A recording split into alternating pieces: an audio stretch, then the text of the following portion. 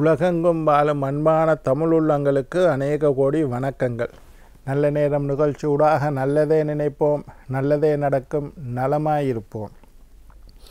இன்றைய தினம் 14ஆம் தேதி 12ஆம் மாதம் 2024 மந்தவாசனம் என்று சொல்லக்கூடிய சனிக்கிழமை. இன்றைய தினம் குரோதி வருடம் கார்த்திகை மாதம் 29ஆம் நாள். இன்றைய தினம் சதுர்த்தசி திதி, ரோகிணி நட்சத்திரம், விஷ்ணுவாலய தீபம், சர்வாலய தீபம், வீடுகளில் தீபம் ஏற்றி வழிபட வேண்டிய நாள். இன்றைய தினம் ராகு காலம் 9 மணி முதல் 10:30 மணி வரை. இன்றைய தினம் யமகண்டம் 10:30 மணி முதல் 3 மணி வரை. இன்றைய தினம் நல்ல நேரம் 3 மணி முதல் 4:30 மணி வரை. என்ன நேர்களே, வாருங்கள் இனி இன்றைய தினத்திற்கான ராசி பலன்களை பார்க்கலாம்.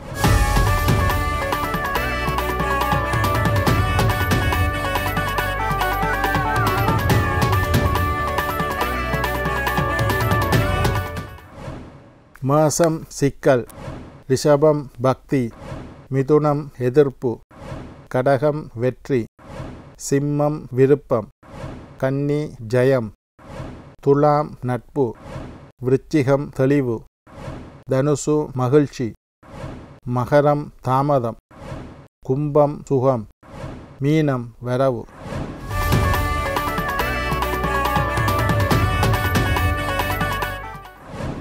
ஆன்மீக தகவல் பகுதியில் தொடர்ந்து உங்களை சந்தித்து வருவதில் மட்டற்ற மகிழ்ச்சி அடைகின்றேன். ஒவ்வொரு நாளும் ஒவ்வொரு புதிய அற்புதமான ஆன்மீக தகவல்களை உங்களோட பகிர்ந்து கொண்டு இருக்கிறோம். அந்த வகையில் இன்றைய தினமும் சில நல்ல விஷயங்களை உங்களோட பகிர்ந்து கொள்ளலாம் என்று காத்திருக்கிறேன். எங்களுடைய நிகழ்ச்சிக்கு நீங்கள் தரக்கூடிய ஆதரவு என்னை மகிழ்ச்சி அடைய செய்கின்றது. இன்றைக்கு என்னத்தை பற்றி பார்க்க போகிறோம்னா, கார்த்திகை தீபம். இப்போ ஒரு 3 நாளாக கார்த்திகை தீபத்தை பற்றி பேசிக்கொண்டு இருக்கிறேன். இன்றைக்கு தான் வீடுகளில் தீபம் ஏற்ற வேண்டிய நாள். விஷ்ணுவாலய தீபம், சர்வாலய தீபம் எல்லாம் இன்றைக்கு தான் வருது. விஷ்ணுவாலய தீபம் என்றால் மகாவிஷ்ணு ஆலயங்களில் வைஷ்ணவ சம்பிரதாயத்தை மேற்கொண்டவர்கள் வைஷ்ணவ ஆலயங்களில், விஷ்ணு ஆலயங்களில் இன்றைக்கு தான் கார்த்திகை தீபத்தை கொண்டாடுவார்கள். விஷ்ணுவுக்கு அபிஷேகம் பூஜைகள் எல்லாம் செஞ்சு கோயில் முழுக்க தீபம் ஏற்றி வாசலில் சொக்கப்பானை எரித்து வழிபாடு செய்வார்கள். அதே மாதிரி இன்றைக்கு தான் சர்வாலய தீபம். நேற்று முருகன் கோயிலில் மட்டும்தான் நேற்று செய்கிறோம். விஷ்ணு கோயிலையும் மற்றும் இருக்கக்கூடிய எல்லா ஆலயங்களிலும், பிள்ளையார் கோயிலாக இருக்கலாம், சிவன் கோயிலாக இருக்கலாம், அம்மன் கோயிலாக இருக்கலாம், மற்ற எல்லா ஆலயங்களிலும் இன்றைய தினம்தான் சொக்கப்பானை என்று சொல்லக்கூடிய முன்னுக்கெல்லாம் ஓலையில் கட்டி நடுவில் ஒரு வாழை மரத்தை வச்சு அதற்கு புண்ணிய வாஜனம் எல்லாம் செஞ்சு பூஜை பண்ணி சாமிக்கு அபிஷேகம் பண்ணி பூஜை பண்ணி சாமியை கொண்டு முன்னுக்கு நிப்பாட்டிட்டு அதை ஏற்றி விடுவார்கள், எரித்து விடுவார்கள். அது ஜோன்று பற்றி எரியும். ஞான ஒளி, சிவபெருமான் எப்படி ஞான பிளம்பாக தோன்றினார், ஒளி பிளம்பாக தோன்றினார். ஒளி வடிவமாக பிரம்மாவுக்கும் விஷ்ணுவுக்கும் காட்சி அளித்தார். அடிமுடி காணாதபடி எங்கும் வியாபித்து நின்றார். அதை ஞாபகம் கூறும் விதமாகத்தான் இந்த மாதிரி எரித்து செய்கிறது. சரி, இன்றைக்கு தான் வீடுகளில் தீபம். எல்லாரும் வீட்டில் பிள்ளையார கும்பிட்றாக்கள். மற்றபடி எல்லாரும் இன்றைக்கு தினம்தான் வீடுகளில் தீபம் ஏற்றது. நான் முதலே உங்களுக்கு சொல்லிட்டேன், வீட்டில் தீபம் ஏற்றுறது எப்படி. வாசலில் 2 தீபம் ஏற்றணும், சாமி ரூமில் தீபம் ஏற்றணும். எத்தனை சாமி இருக்குதோ அத்தனை தீபம் ஏற்றலாம், உங்களுடைய வசதியை பொறுத்து. இல்லாட்டி சாமி தட்டில் ஒரு 6 தீபம் ஏற்றுங்கோ. வாசலில் 2 தீபம், அடுப்படியில் 1 தீபம், பின்வாசலில் 2 தீபம், அதே மாதிரி சமையல் அறையில் 1 தீபம், பெட்ரூமில் 1 தீபம். எத்தனை அறைகள் உண்டோ அத்தனை மொத்தமாக 27 தீபம் பான மாதிரி ஏற்றுங்கோ. 6 தீபம் வர மாதிரி ஏற்றுங்க. உங்களுடைய வசதிக்கு ஏற்ற மாதிரி 108 தீபம் வரை ஏற்றி வழிபாடு செய்யலாம். வீட்டில் எல்லா இடமும், வீட்டில் மேலே முகட்டிலையும் தீபம் ஏற்றணும். அக்னி வடிவில் இறைவன் இருக்கின்றான்னு நான் சொல்லிட்டேன். வேள்வி, இறைவனை வேள்விகள் வளர்த்து யாகம் செய்து அக்னி வடிவாக இறைவனை தரிசனம் செய்வது, அக்னியிலே இறைவனை ஆவாகனம் செய்வது, அக்னியிலே இறைவனை பூஜிப்பது, அக்னி வடிவமாக இறைவனை ஏற்றுக்கொண்டு ஆகுதிகள் கொடுப்பது எல்லாம் எங்களுடைய வளமை பாரம்பரியம். முதலில் வெளியில் தீபம் ஏற்றிட்டு பிறகு, அதாவது வீட்டுக்குள்ளே இருந்து தீபங்களை வெளியில் கொண்டு செல்லக்கூடாது. முத்தத்தில் வச்சு எல்லா தீபத்தையும் ஏற்றிட்டு வெளியில் இருந்து வீட்டுக்குள்ளே முதல்ல வாசல் படியை வச்சு முதல்ல சாமி ரூமில் தீபம் ஏற்றிட்டு பிறகு முத்தத்தில் ஏற்றிட்டு அதுக்கு பிறகு வீட்டு வாசலில் 2 தீபம் வச்சுட்டு வரிசையாக வீட்டுக்குள்ளே வச்சு கொண்டு போங்க. வீட்டுக்குள்ளே தீபத்தை ஏற்றிட்டு வெளியில் கொண்டே போகக்கூடாது. வீட்டுக்குள்ளே இருந்து லட்சுமியை வெளியில் கொண்டு போகக்கூடாதுன்ற ஒரு சம்பிரதாயம். அதனால் இது ஒரு வளமை சம்பிரதாயம். எங்களோட வீட்டிலலாம் இப்படித்தான் செய்கிறது. முதல்ல சாமி ரூமில் உள்ள விளக்கை ஏற்றுறது, முதல்ல திருவண்ணாமலைக்கு தீபம் ஏற்றுறதை பார்க்கணும் டிவியில். பார்த்ததுக்கு பிறகு அண்ணாமலையாரே போற்றி, நினைக்க முத்தி தரும் திருத்தலம் திருவண்ணாமலை. காசியில் போய் விஸ்வநாதரை தரிசித்தால்தான் பலன். காசியில் போய் குளிச்சாத்தான் எங்களை அப்படி கங்கையில் குளிச்சாத்தான் பலன். ஆனால் நினைத்தாலே முற்றி தரும் ஆலயம் திருவண்ணாமலை.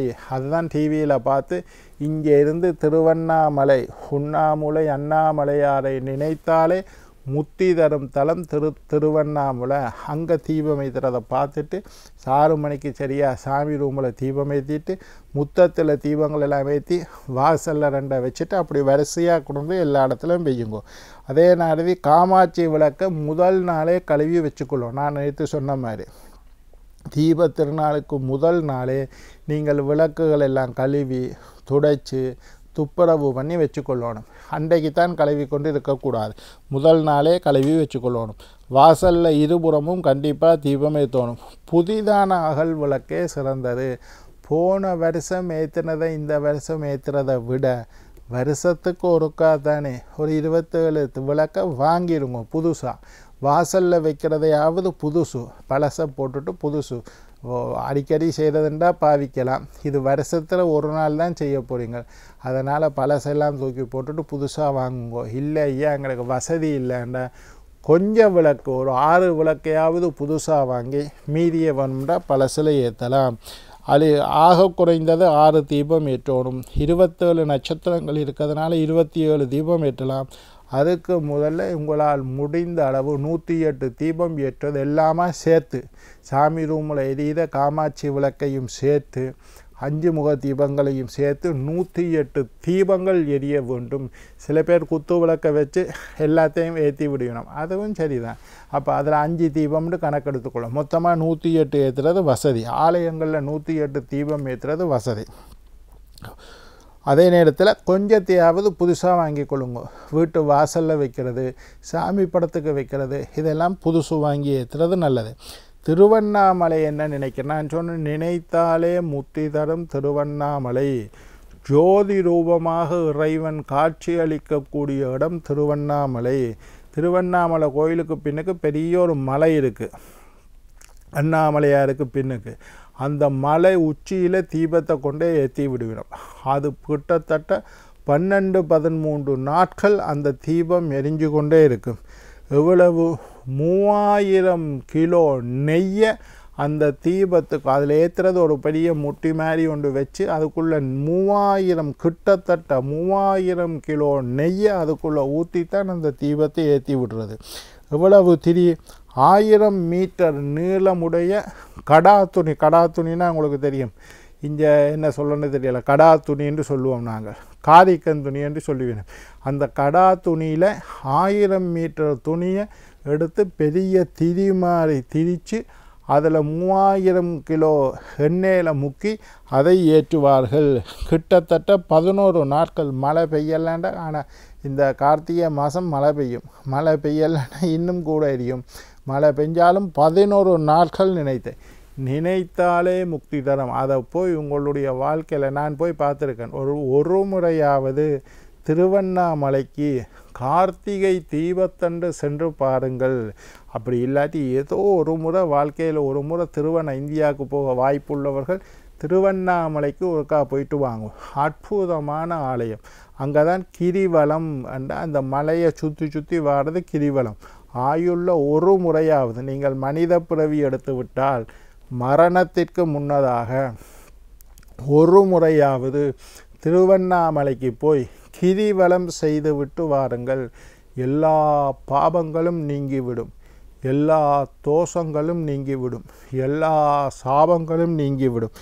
நினைத்தாலே முத்தி. வீட்டில் அண்ணா போக முடியாதவர்கள் அண்ணாமலையார் படத்தை வாங்கி வையுங்க. அந்த கோபுரம், அந்த மலை, ஜோதி தரிசனம், அப்படியே அண்ணாமலையார் படம் வச்சிருப்பணும். அண்ணாமலையார் படத்தில் திருவண்ணாமலையில் தீபம் எரிகிற மாதிரி படம் இருக்குது. அண்ணாமலையார், உண்ணாமலை, அண்ணாமலையார்னு சொல்கிறது. அந்த படத்தை வாங்கி வைத்து அந்த படத்துக்கு முன்னுக்கு ஒரு நெய் தீபத்தை ஏற்றி வையுங்கள். நெய் தீபம்தான் சிறந்தது. முடிந்தால் 108 நெய் தீபம் ஏற்றுங்கோ, இல்லாட்டி நல்லெண்ணெயில் ஏற்றுங்கோ, இல்லாட்டி தேங்காய் எண்ணெய். இங்கே நாங்கள் கூடுதலாக தேங்காய் எண்ணெயில் தான் தீபம் ஏற்றுவது ரொம்ப சிறப்பானது. தேங்காய் எண்ணெயில் விளக்கேற்றினாலும் ஒரு தீபமாவது நெய் தீபம். அண்ணாமலையார் படத்தை வாங்கி வையுங்க. மாதத்தில் ஒரு நாள் கார்த்திகை தீபத்துக்கு வழிபடுவதற்காகவே அண்ணாமலையார் படத்தை ஒவ்வொரு நாளும் அண்ணாமலையாரை நினைத்தாலே முக்தி. ஒவ்வொரு சேத்திரத்துக்கும் ஒவ்வொரு சிறப்பு இருக்குது, ஒவ்வொன்றும் ஒவ்வொரு மாதிரி இருக்குது. ஆனால் திருவண்ணாமலை மட்டும் நினைத்தாலே முக்தி தரும் சேத்திரம். அண்ணாமலையாரேன்னு நீங்கள் நினைச்சிங்கனாலே உங்களுக்கு முக்தி. ஆக குறைந்தது இந்த கார்த்திகை தீப திருநாள் அன்றாவது அண்ணாமலையாரை நினைத்து நீங்கள் முக்தி அடைய வேண்டும். அதே நேரத்தில் நான் சொல்லியிருக்கிறேன், 3000 கிலோ எண்ணெயை ஊற்றி 1000 மீட்டர் நீளமுடைய கடா துணியில் திரி செய்து அங்கே தீபம் ஏற்றுவார்கள். என்ன நேர்களே, நாளை மற்றொரு நிகழ்ச்சியில் உங்களை சந்திக்கும் வரை உங்களிடம் விடைபெறுவது உங்கள் ஜோதிட சித்தர் டாக்டர் ராஜராஜ குருக்கள்.